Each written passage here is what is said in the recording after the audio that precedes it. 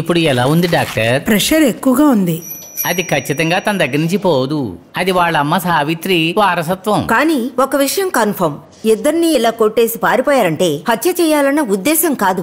రేపేమైనా జరిగి ఉంటుందని అందరికీ డౌట్ ఉంది. అందరికీ కాదు, నీకని చెప్పు. ఏదో మాట్లాడాలి ఊరందరికీ డప్పు కొట్టి చెప్పడానికి. అందుకనే ఇంత పొద్దున్నే ఎక్కువగా మేకప్ చేసుకుని వచ్చావు అంతే కదా గౌరీ?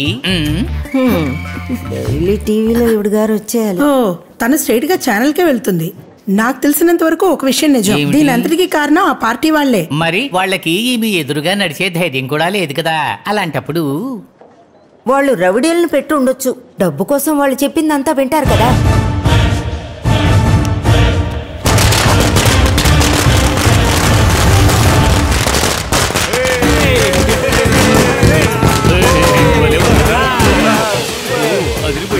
ప్రేమించినోడు వదిలేసి వెళ్ళిన కోపాన్ని కట్టుకున్న భర్తైన నా పైన చూపించిన రాక్షసిరాది.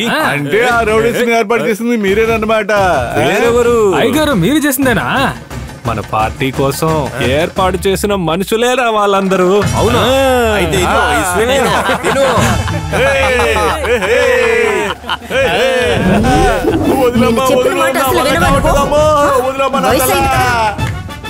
మేడం నేను వెళ్ళిపోతాను. మేడం నన్ను కొట్టకండి మేడం, నాకు చాలా భయంగా ఉంది.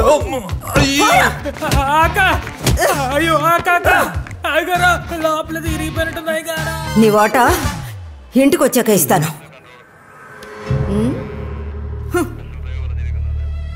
నువ్వు అమ్మాయిలకి వ్యతిరేకంగా రౌడీల్ని పెట్టడానికి కూడా సిద్ధపడ్డావా? అంతేనా? చెప్పరా.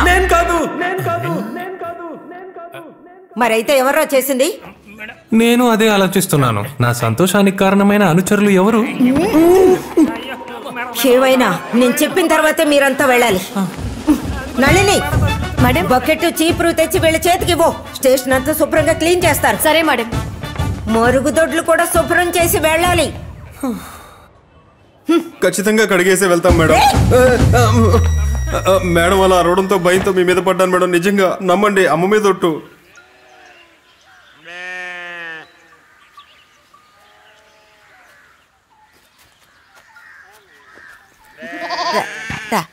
వచ్చి తిను. దానికైతే పెడతావు మేత, నాకు మాత్రం పెట్టవా? రాని రాని వస్తున్నా ముచ్చాలు వస్తావా ఆగమంటున్నాను కదా. ఏంటే ఈ రోజు మేకపాలు పిండారా?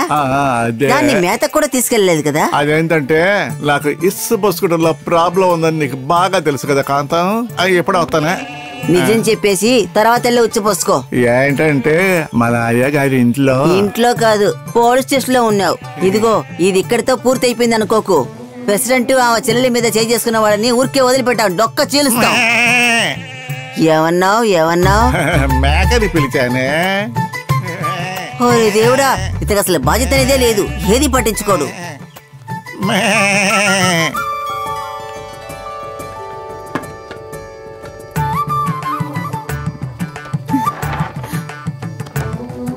ఇంతే ఉందా? ఇదిగో వచ్చేసాను. ఇదిగో తిను. పచ్చడి? అవును. ఊరగాయ?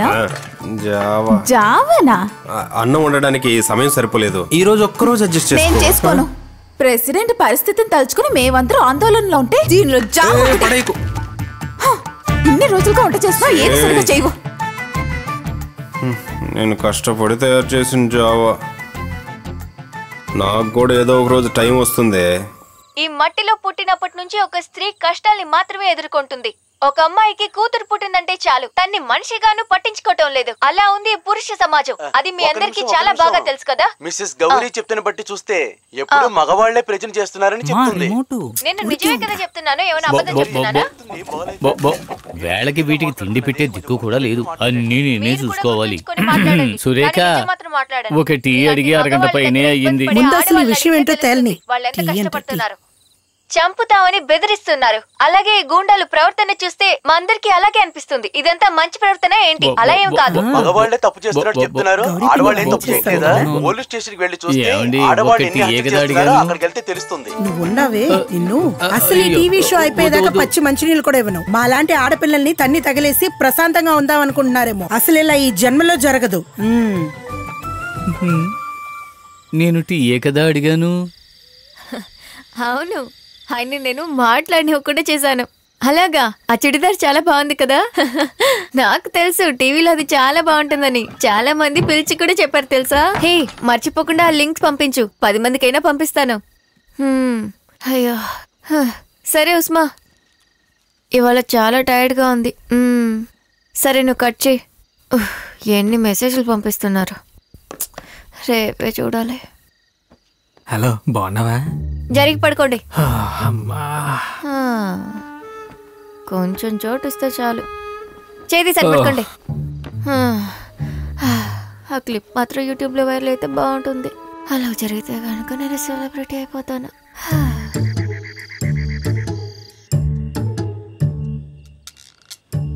మీనాక్షి, బంగారు మీనాక్షి, నేను చెప్పాడు అండి. మనకు ఒక అబ్బాయి కూడా కావాలి కదా. నిదానంగా పిల్లల్ని కనొచ్చలేని పంచాయతీ తీర్మానించింది. అలాగా? ఆ తీర్మానం ఎప్పుడు తీసుకున్నారు? అది కాసేపటి క్రితమే జరిగింది.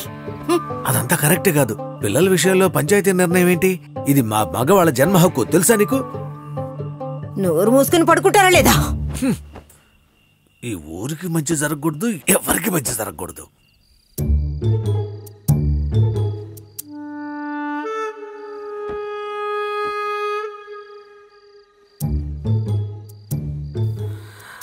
బంగారం. ఏంటి గౌరీ? ఏంటి ఇప్పుడు? నాకు ఇక్కడ ఒక గడ్డ ఉంది. అది అక్కడే ఉన్నవండి, అదే సరైపోతుంది. నాకే వేరే బాధ ఉంటే ఈయనకి గడ్డొచ్చిందంట. పనికి రాలేదు.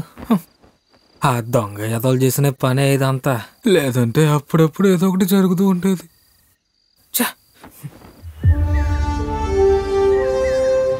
అన్ని విషయాల్లోనూ మగాళ్ళ కంటే మనం ముందే ఉన్నాం. ఒకే ఒక విషయంలో మాత్రమే మనం వాళ్ళ వెనుక ఉన్నాం. Muscle power.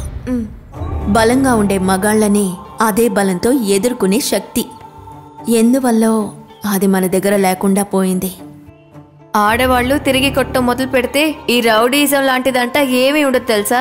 అదే, తిరిగి కొట్టలేకపోయినా ఎదిరించి నిలబడే ఒక శక్తి, అదే మనకి కావాలి.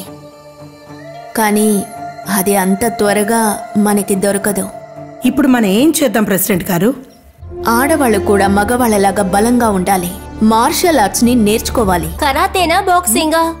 కుస్తీయే మంచిది, పారంపర్య ఆటది, వేరేం బెస్ట్ లేదు. ఇవన్నీ కలిసిన ఒక సమానమైన ట్రైనింగ్, అదే చేయాలనుకుంటున్నాను. ఆడవాళ్ల సంరక్షణ అనేది స్టార్ట్ చేసి పంచాయతీ ఖర్చులని దీన్ని చేయాలి, ఎంత త్వరగా వీలైతే. మంచి ఉపాయమే. ఈ ఊళ్ళో ఉన్న ఆడవాళ్ల మీద ఏ ఒక్క మగాడు ఆడదాని మీద చేతులెత్తకూడదు. అది పంచాయతీ తీసుకున్న నిర్ణయం.